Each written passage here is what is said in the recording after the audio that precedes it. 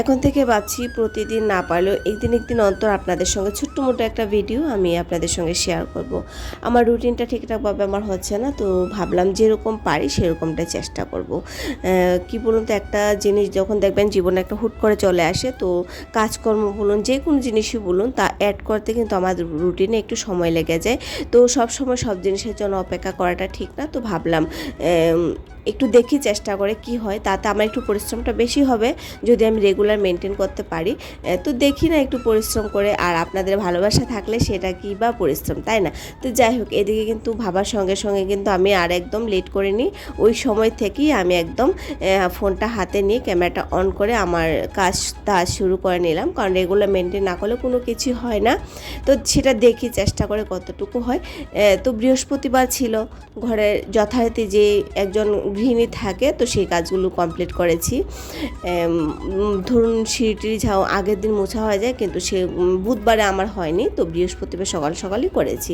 গতদিন রাজার বাবা অনেক ফল ফ্রুট সবজি এনেছে, তো সেগুলো কিন্তু আমি এমনিতেই ঠাকুরের জন্য কিছুটা রেখে আর কিছুটা রান্নাঘরের জন্য নিয়ে যাব। তো ঠাকুর ফলটা আমি আলাদা করে এই যে রাখলাম, যখন আমি দুপুরবেলা ঠাকুর ঘরে যাব পুজো দিতে। এখন রাজা দিয়ে নিচ্ছে, ভেবেছিলাম সকালে পুজোটা আমিই করব, কিন্তু যে কোনো কারণে করা হয় না।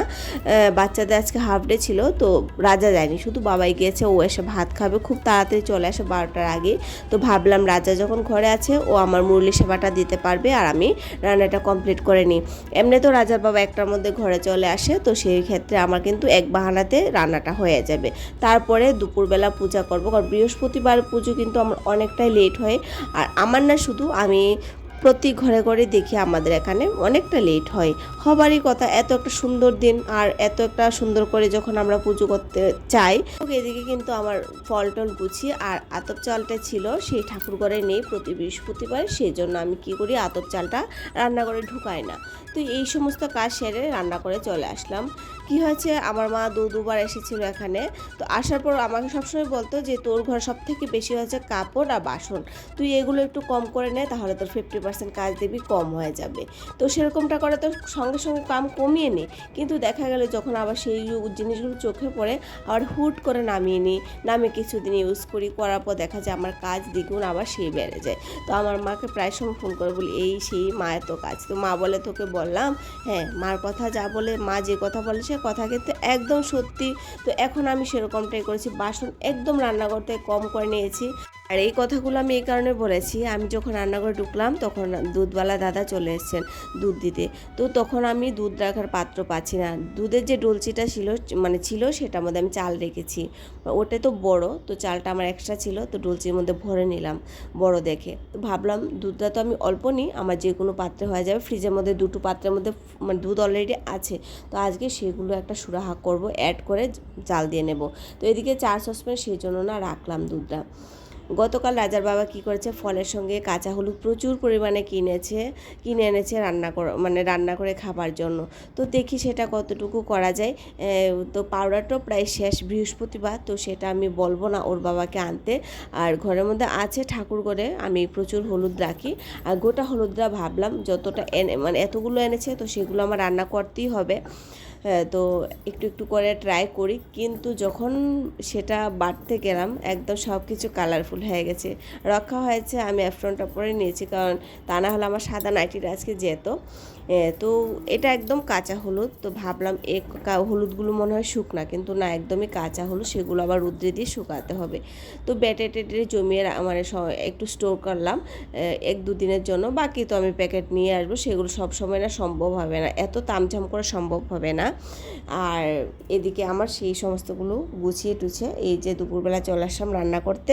তো দুপুরবেলা যখন পুজোটা দিতে যাব, তার আগে আমি কি করেছি, রান্না করলাম নিরামিষ সবজি।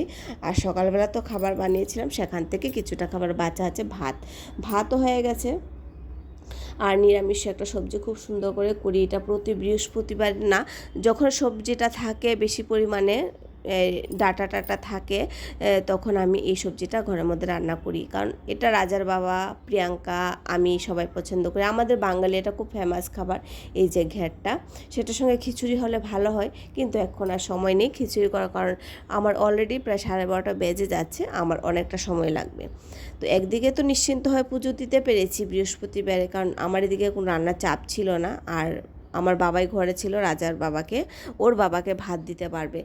আর এদিকে কিন্তু আমি স্যালাড ট্যালাড বানিয়ে রেডি করে যাচ্ছি, একটা দিলে একটা দেবে না, সেই জন্য ঠাকুর ঘর থেকে ভালো লাগবে না আমার বারবার কথা বলতে। তো সেই জন্য ভাবলাম রাজার বাবার খাবারটা আমি একদম সম্পূর্ণ তো ভাত দেবো না, ভাতটা বাড়বো না, শশা টশাটা আমি বানিয়ে যাই। আজকের ভিডিওটা আপনাদের কাছে কীরকম লেগেছে? যদি ভালো লেগে থাকে অবশ্যই আমার চ্যানেলটাকে সাবস্ক্রাইব করবেন, পেজটাকে ফলো করবেন, সঙ্গে একটা ছোট্ট করে লাইক দিয়ে দেবেন। তো এদিকে তো আমি এখন যাব, সম্পূর্ণ তো কাজ ঘরে কমপ্লিট করতে পারিনি, গুছানো কাজটা টোটালি আছে। এই যে বৃহস্পতিবার যে যে নিয়মকানুন সেগুলো কমপ্লিট। আসল কথা আজকে তো নিরামিষ, অন্যদিকে আমার কাজ থাকবে, রান্নাঘরটোর মানে ছিল রান্নাঘরটো পরিষ্কার করা, ঘর মোছা। তো সেই কাজগুলো আজকে আমি গতকাল করতে পারিনি, সেজন্য আজকে আমার অনেকটা লেট হয়ে গেছে। তো বাকি যে কাজ পড়ে থাকবে সেগুলো আমি বিকেলে করব। আর এখন এই যে আমি কিন্তু সম্পূর্ণ আমার পূজা কমপ্লিট। এখানে মা লক্ষ্মীর ঘরটা বসাবো, তারপর দিয়াবাতি করব, বাস তারপরে একটু রেস্ট করে সেই আবার কাজে লাগবো।